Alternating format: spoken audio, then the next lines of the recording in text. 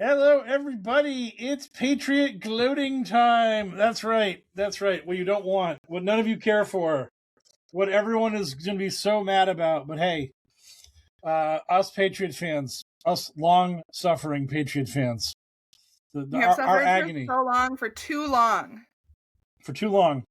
for too long, we suffered for. Been thirsty, man. Oh, Been thirsty. Our agony knows no boundaries. It's truly terrifying. But I would just like to state thank you, Sean Payton, for not kicking that field goal when you were up 7-0. And that was like, there's always the thought that when you do something, how does the other team and the other team's fans react to you doing it? And when they went for it on 4th and 1, I was like, I really hope they do that because we have a chance to stop them. And if we do, we're going to get a little bit of momentum. And the way our offense was playing, because, like, no jokes, they sucked. They were doing really bad. It was super frustrating watching this offense not do anything. Yep. When the week before, Buffalo does not have a great offense. Buffalo is Josh Allen and a bunch of UPS clerks. They're guys. They're just guys. And Buffalo was knife through butter on Denver like all day. And I was really expecting that to be what the Patriots were going to do. And instead, the Patriots were just like, these guys are the 85 Bears. I don't know what to do. It's like there's 13 men on the field. What's going on? And I'm just sitting there and I'm like, this is really going to fucking happen. We're going to lose to Jared Stidham. We're going to lose to fucking Jared Stidham. But you know what? Thank you, Snow. Well, thank you, Snow. I don't know.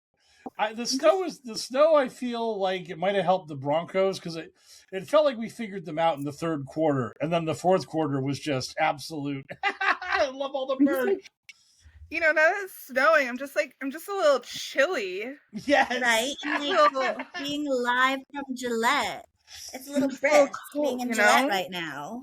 I love how green screen you are, V-Ron. I love. Ooh, I don't know what you're talking about. I'm in Foxborough. Yes. It's too cold. Oh my god. It's so cold. I love how me wearing a jersey and a hat, I feel like I have the least amount of merch of any of us. It's like so depressing. But when the Broncos went for it on that 4th and 1, and then they fucked it up, I was like, that was really important. That was really good. 100%. And then Stidham lateraled the ball to the Patriots, and the referees screwed up and didn't give us a touchdown right away. But we got the touchdown anyhow. It all worked out. By Drake May. Oh yeah, our boy. Literally all legs. Drake, all legs, no arm. May this week. That was. Yeah, I will say playoff Drake May is not the same as regular season Drake May. Yeah. I don't know if it's nerves. I don't know. It's probably the conditions. Oh, I mean, different conditions. Well, they've played. I mean, the last 2 weeks they played in slop, and the Chargers have a great defense. It's been frustrating watching the Patriots spin their wheels for all these games. I mean, but this week, when out of nowhere the fourth quarter was basically played on the surface of the moon, I mean, it was just impossible. Yeah, those conditions were just so bad. Oh, I don't know if it was Scarlett, but someone said to me, if like drinking game, take a shot every time Tony Romo says conditions, you'd be dead within 5 minutes. I mean, oh my God. I think whoever is listening, Mark, is already dead too, and it hasn't been 5 minutes yet. Yeah, I mean, I think I said it 3 times. Yeah, I mean, oh my God, but Mark, how many times have I said conditions? Gotta keep track.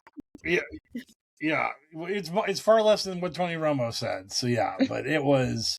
But yeah, the fact that it just got that snowy that quickly was crazy. Like at some point, I saw like DraftKings or the Patriots or something posted a picture from the start of the game, and I was like, it was sunny. An hour ago. NBA. I think it was. Yeah, I think the game was on CBS. They did a time lapse montage of like start of game, halftime, like mid third quarter, and even mid third quarter, it wasn't that bad. But then, like fourth quarter, just literal whiteout on the field. The guys with the snowblowers running out to blow off the 5-yard markers and stuff. I mean, but it was just think of how unbelievably lucky the Broncos were when like the coin toss happened and they elected to take the side they took and they got the wind at their backs in the fourth quarter. I mean, someone asked me like what would have happened if the Broncos had tied that game and it went to overtime, and I think they'd still be playing, right? That was one of my answers. My other answer was that it was going to be a broken play. It was going to be a guy screws up a punt return and drops the ball, a fumble inside the red zone, or a running back just breaks through the line of scrimmage and he's just gone. And you're just like, I mean, it was going to take penguin slide. Right, these are penguin slide. Yeah, just one. It was going to be one fluke play was going to end the game. That's because there was it was impossible to sustain a drive under those conditions. It was just conditions. Yeah, those conditions were so bad. Conditions. Well, but I mean, it was even like the interception that happened. Part of me even wonders if it was like it happened so easily because the Patriots were wearing white. Like they were gone. They were completely camouflaged. Yeah, they were in stealth mode. That was the thing. We needed to have like our offensive players wearing blue pants and our defensive players in the pure white. Like we needed some like kind of gamemanship that way. But the one thing I'll say about that interception was it was a lollipop. Like Stidham just like threw a ball up there, and Gonzalez was like an outfielder, like getting under a routine fly in Major League Baseball. It was just you just get under it, catch it, fall down, and boom, we're good. I mean, that was as anticlimactic as interception as you've ever seen, because it was like, oh, he's going to intercept that. Oh, he did. I mean, it's just so wild that you had a delay. Like usually, like you just look at the screen, the guy's got the interception. Like, yeah, he did it. And this was like, oh, pick that off, please. Yes, he did it. He picked it off. I mean, because you're just watching the ball floating and floating and floating. And Gonzalez is getting under the ball. And he's like literally cupping his hands to get ready to secure it. It's just like, oh my God. Like, like the softest, most it was like a pillow that was being carried to Gonzalez on a cloud of air, just floating over to him. It was just so ridiculous. A snowball, if you will. Right. And then after all that, we had our boy Drake May. Apparently, according to the people in the press, I can't wait to hear like the mic'd up stuff. But allegedly, Drake May did not tell the rest of the offense he was doing that. Allegedly, I saw that. Like I just saw that on Facebook not too long ago. Right, like he just was like, like fuck it, we ball. Like, and what's really funny is I called that play. I have no way to verify this, and anyone listening to me can be like, yeah, Mike, you're lying. It's like fine, you can believe as you will. Mark, let us know. Yeah. I mean, but I need to like live stream myself watching these games, because I said before that play, I was like, running up the gut is the logical play here. But if Drake just bootlegs on this, I'd be totally cool with that. And then he did, and I was like, oh my God, he listened to me. And I'm like, Josh McDaniels, you genius. And then smash cut to no, the offensive coordinator actually called the boring run, and Drake was like, fuck that, I'm flexing, I'm doing this. So yeah, that was a crazy. I mean, for a game that was so defensive and so like lacking in offensive highlights, to have a guy nowhere. Yeah. Oh, no one could move the ball an inch. I mean, it was. I mean, I've seen this graphic a bunch. Like Broncos shut out in last 58 minutes of game. Just they get their one fluke play, they get a touchdown, and then boom, dead. Just absolutely incapable of doing anything after that. Yeah. And it's crazy how there were not so many, but there were quite a few field goal opportunities, and nobody can make one. But we had a guy block one. That was crazy. Yes, that was huge. That was crucial. And that guy, like as they said, he got called up from the practice squad the day before the game. They're like, we need another beefy boy on the line. You're on the real team. Well, they picked the right beefy boy. Yes, exactly. So, for those of you who don't know, because you might not know, the practice squad is basically like a 6-man adjunct to your roster that are people that are under your franchise's control, but they just like hang out with the team and like quote unquote practice. Which it's really funny because like sometimes you'll see like kickers on the practice squad. It's like, that guy ain't practicing. He's a kicker. What are you talking about? But it's basically you're on an NFL roster, but not really. That's where you are. And the funny thing is that if any other team in the NFL likes a player on your practice squad, they can offer them a regular roster contract, and you cannot stop them. You like that. That player just gets sucked off your because you can't prevent a player from getting a promotion. So if a player's going from practice squad to actual NFL roster, you can't stop them. And for Patriots fans, for the deep cut people who know this stuff, we had an injury at running back a million years ago, and literally there was all this talk that the Jets had this guy on their practice squad and that the Patriots were probably just going to poach him. And so I gave you the hint there's a running back, and it was a while ago, like maybe 10 years ago. Any guesses as to the running back that we snatched from the Jets and put him on our roster? And for the record, he was excellent. You will know this name when I tell you who it was.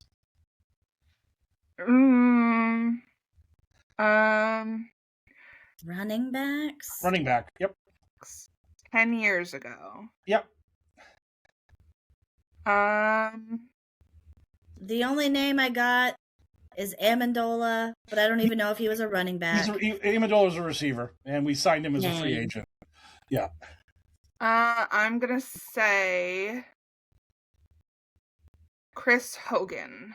Also a wide receiver and not a running back. Oh, Hogan. But I will give you the ultimate bonus hint that the two of you were correct in the sense that this running back was white. So he is a white dude that was a running back, which again is a rarity in the NFL. So that might really help you a lot.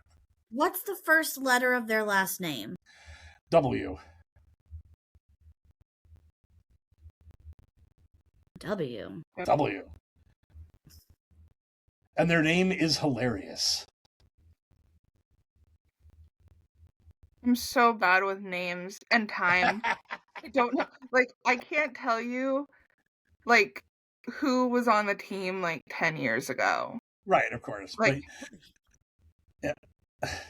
I'm a lot more familiar with... No, Gillette is too cold. I can't think. Yeah, that's fair. That's fair. The answer to this question was, Danny Woodhead.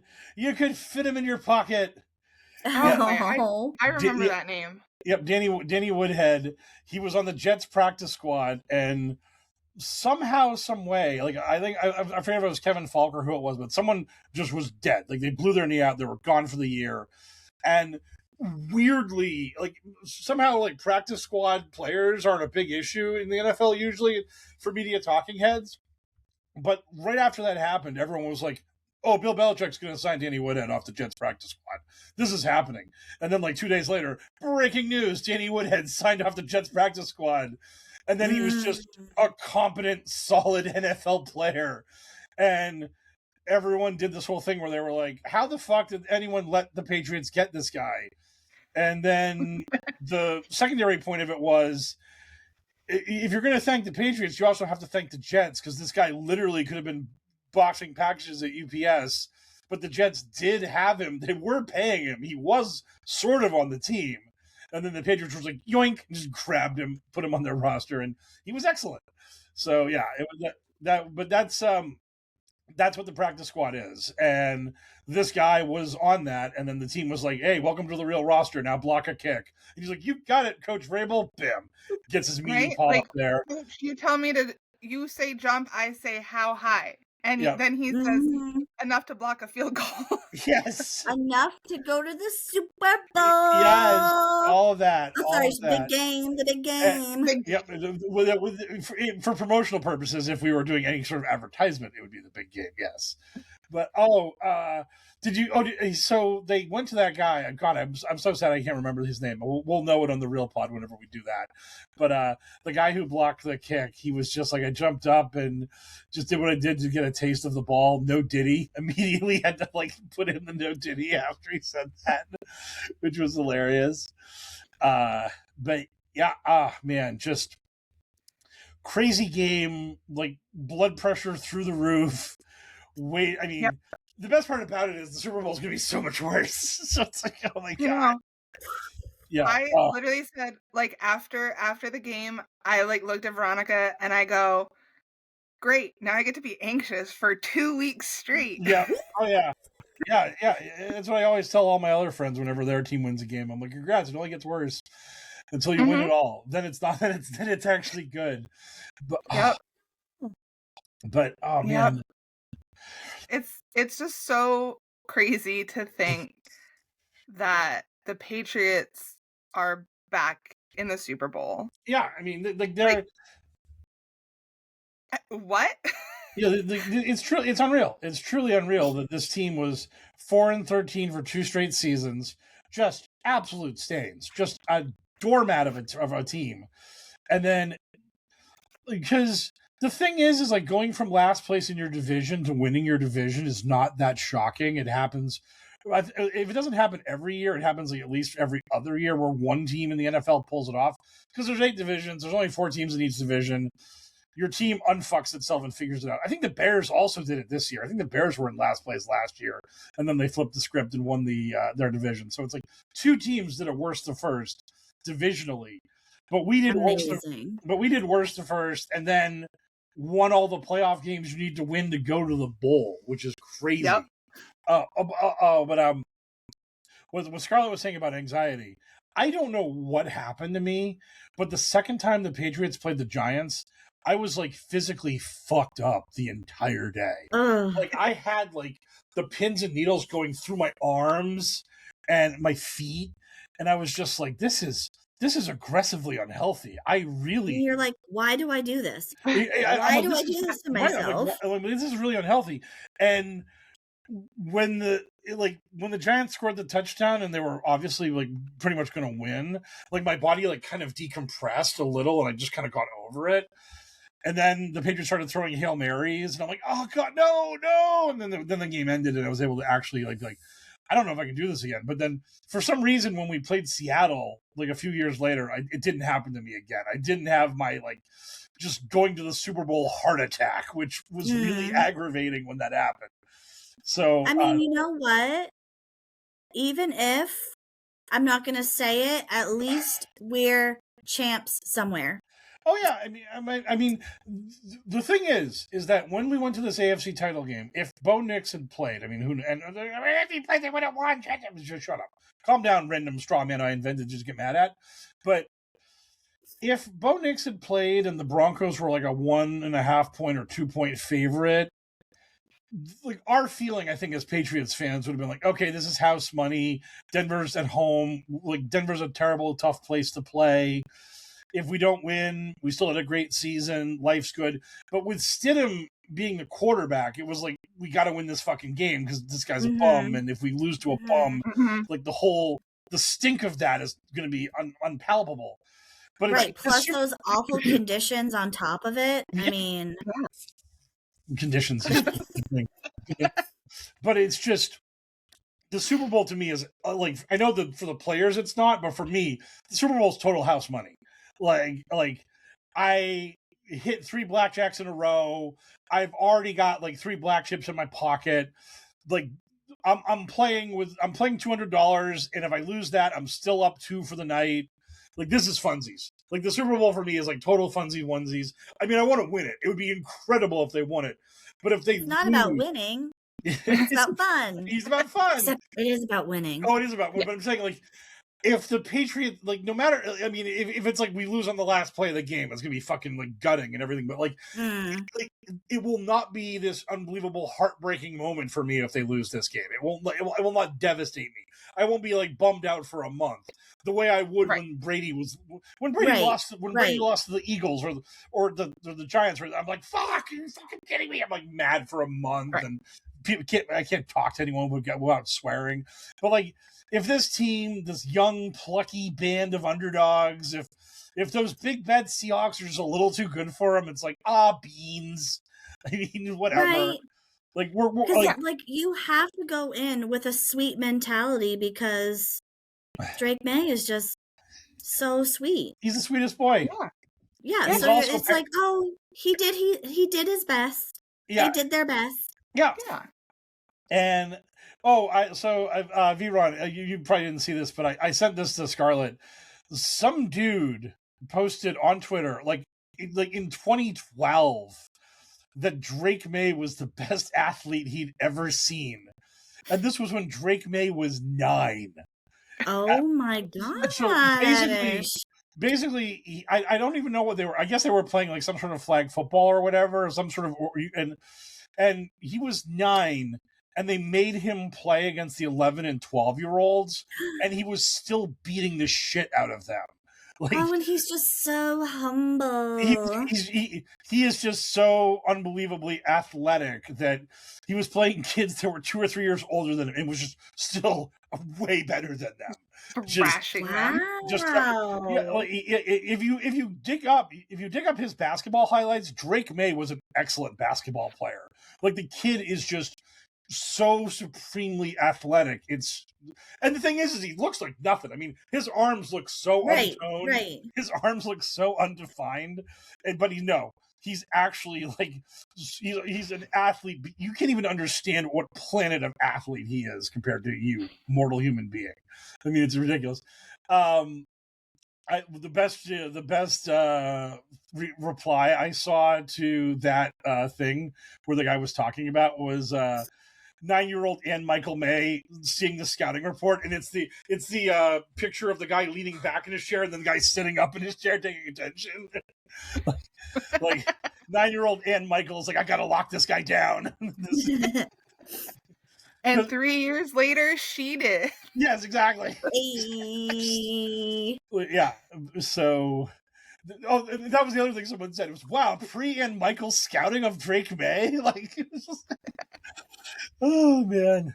But yeah, all of this is incredible. It was a ridiculous game. I'm so glad they won.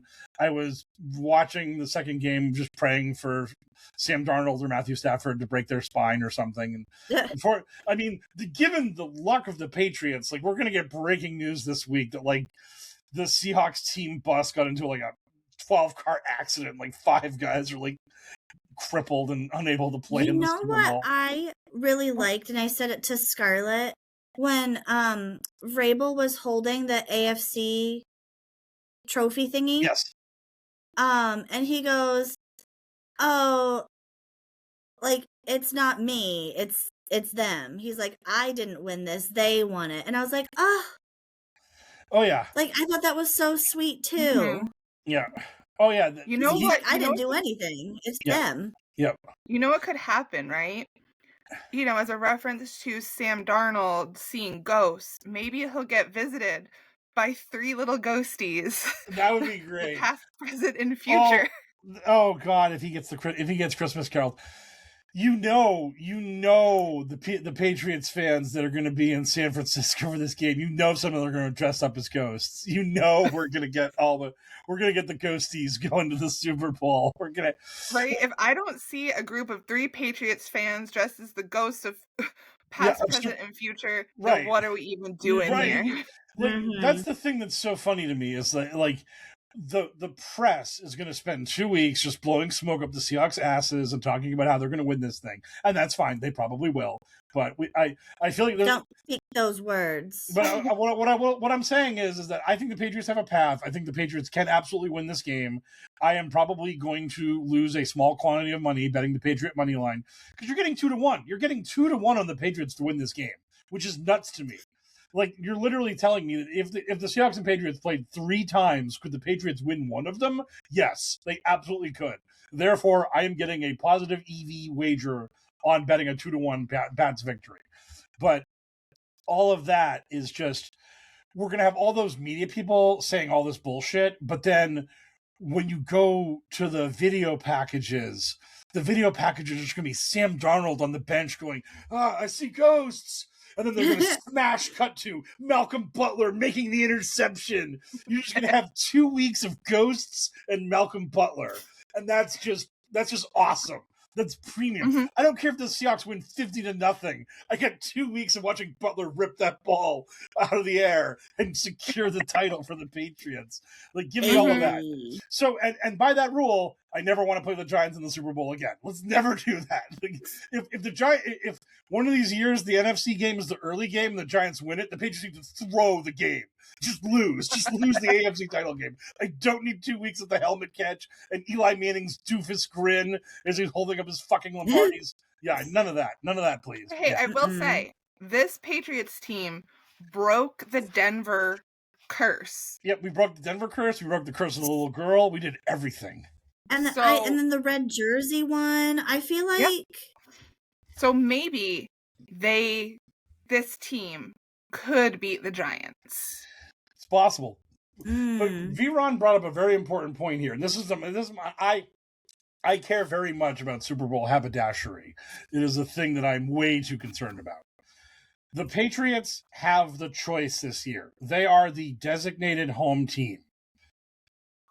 They're undefeated on the road. The road warrior thing is their mentality. Do they elect to wear the white instead? Because if they don't do anything, they're going to default to the home blue. But they have the choice to flip if they want to. So with the whole road warrior mentality, undefeated on the road, blah, blah, blah, do they say, fuck it, we'll wear the white then? So I'm just wondering, like, and when we beat Seattle, we were in the white and they were in the blue. So do we keep that going as well, or do they not care? Do they just wear the blue in the Super Bowl and Seattle wears white? So we'll see. Could they wear any uniform? Like, could they bust out the rivalry jersey, or is it just? It's a couple years ago. When the second time, I think I forget what it was, second time or first time, but one of the two times the Niners lost to the Chiefs in the bowl, both times the Chiefs were in red and the Niners were in white.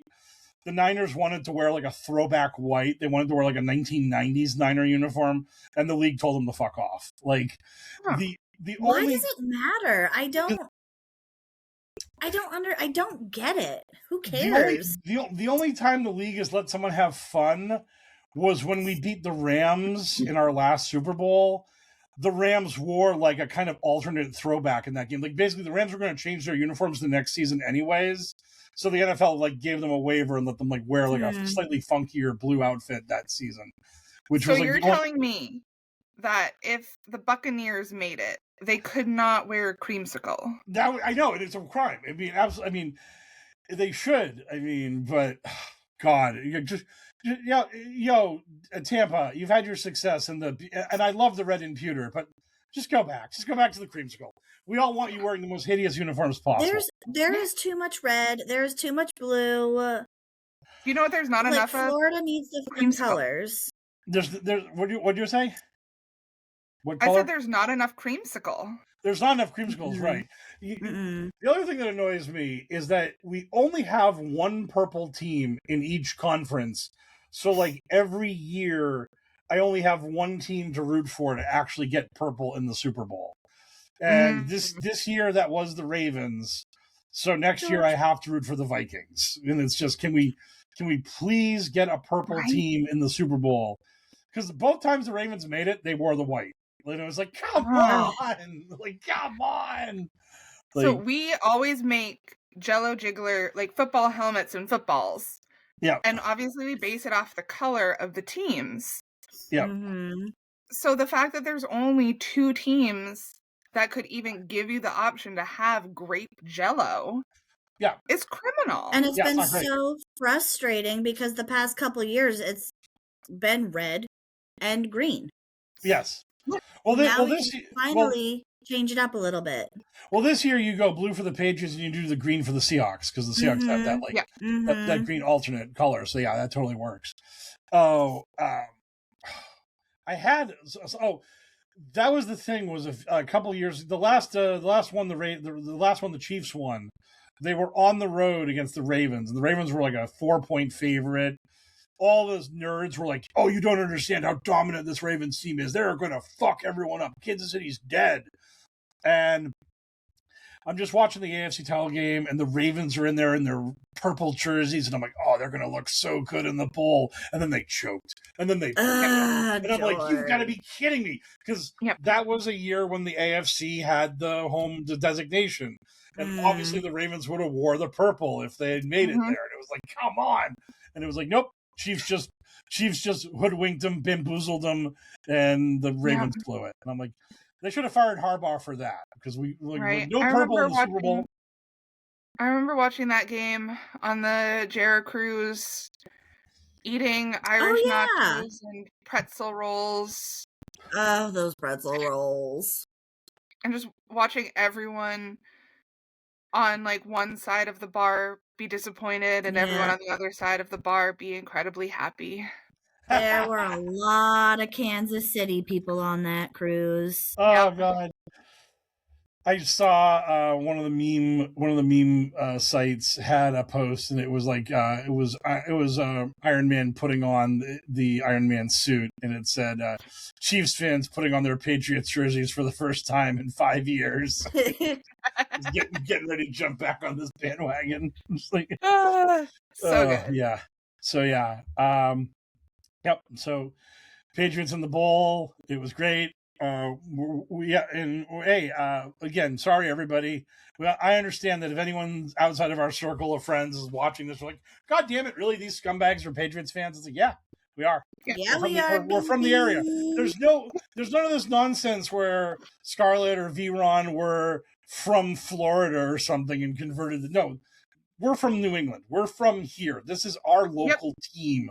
Like we didn't bandwagon this stuff. So yeah. I have a Squeeze the Cheese t-shirt from when I was in 2nd grade, and I thought I was going to be able to see the Patriots win a Super Bowl, and then they lost. Badly. They did not squeeze any cheese. No. And I'm so old. I had the Squish the Fish stuff before they got absolutely demolished by the Bears in humiliating fashion. So yeah, like. I am just so glad that we still have the number one most Super Bowl appearances. Yep. Oh yeah. Yeah. I mean, it was rightfully so. Yeah. Just think about all the teams that have never made it, and it's just God. We are spoiled rotten, and it's hilarious. And sorry, everybody.